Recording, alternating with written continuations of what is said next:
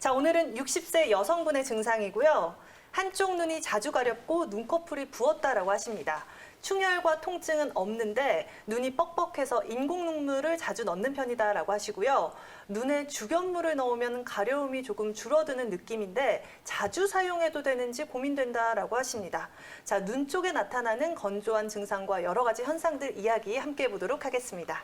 자, 저도 요즘에 기온은 사실 네. 한낮에는 뭐 여름까지는 아니지만 그래도 반팔 입고 다니는 맞아요. 만큼의 네네. 기온은 되거든요. 그런데 가을이 왔다는 게 확실히 느껴지는 게 바로 습도에서 습도. 느껴지는 것 같아요. 건조해요. 네, 입술도 좀 트기 시작하고 네. 눈도 좀 뻑뻑해지고 하는 것 같은데, 자, 우리가 흔히 안구 건조증이라고 하면 눈에 안에 있어야 할 수분이 좀 부족하다 네. 이렇게만 알고 있거든요.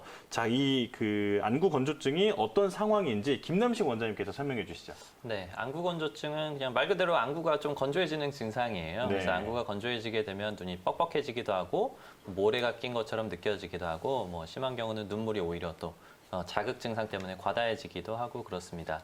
일단은 눈 주변에 눈물과 관련된 구조를 좀 살펴볼 필요가 있는데요. 예. 눈물샘이 있습니다. 그러니까 눈물을 만들어주는 샘이 있는데 그게 눈의 외측 위에 자리를 잡고 있어서 거기에서 이제 눈물을 분비해주게 되고, 그리고 이 안쪽에 있는 눈물점이라는 곳을 통해서 코 속으로 해서 이제 뒤로 흡수가 되게 되어 있거든요. 그래서 눈물이 이렇게 흘러나가고 있고 지속적으로 흘러나가고 있고, 그게 안구 표면을 덮고 있고, 그리고 위아래 눈꺼풀 사이에 있는 결막을 또 덮고 있습니다. 해가지고 보호해주는 역할을 하고 있는데요.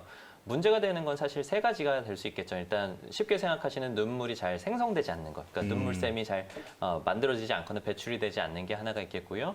또 한 가지는 요 눈물점에서 눈물이 잘 빠져나가야 되는데 거기가 막히는 경우, 네. 그러한 경우에도 안구 건조증이 유발이 될 수가 있고, 또 한 가지는 눈물막이라고 해가지고 요 눈물이 여기를 안구를 이렇게 보호하고 있다고 했잖아요. 그게 자꾸 파괴되는 거예요. 눈물막이 쉽게 파괴되는 증상.